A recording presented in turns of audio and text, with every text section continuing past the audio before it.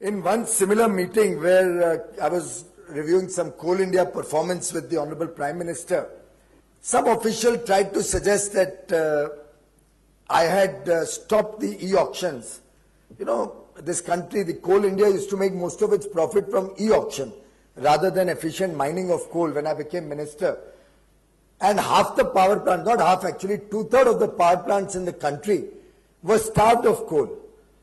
Possibly they were impressed by the Japanese style of just-in-time, so that the government decided we'll give just-in-time coal when it's required to produce electricity. 2/3 of the power plants starved of coal, and Coal India continuing to do e-auctions of coal so that they can get 10, 15, 20% more. When I said we must put a stop to it, somebody made a complaint. I think some newspaper articles also came out that I have caused a loss of 2,000 crores to Coal India Limited out of that extra money that they could get out of those e-auctions.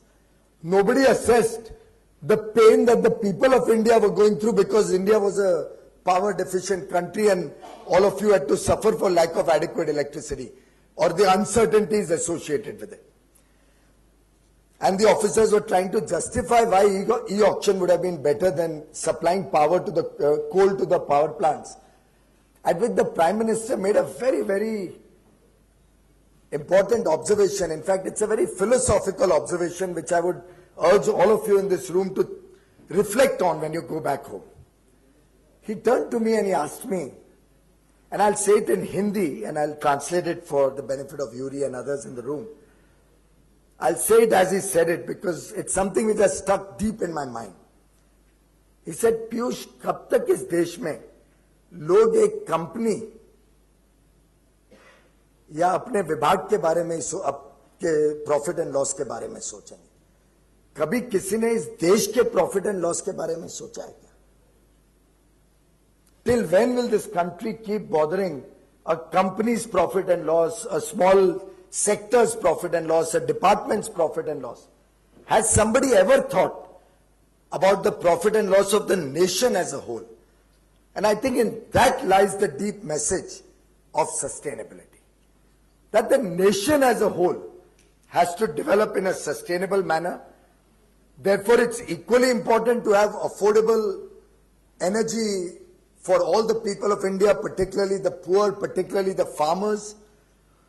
But at the same time, the nation will also have to think long-term for its energy security.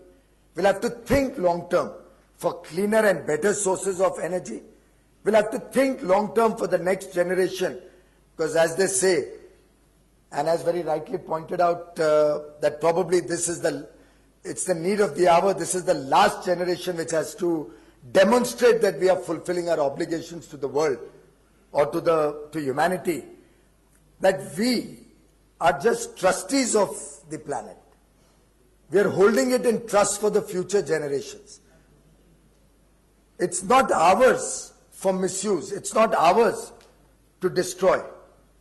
We will have to look at this as trustees and we'll have to look at intergenerational equity when we consume world resources, when we are expanding the economies of the world.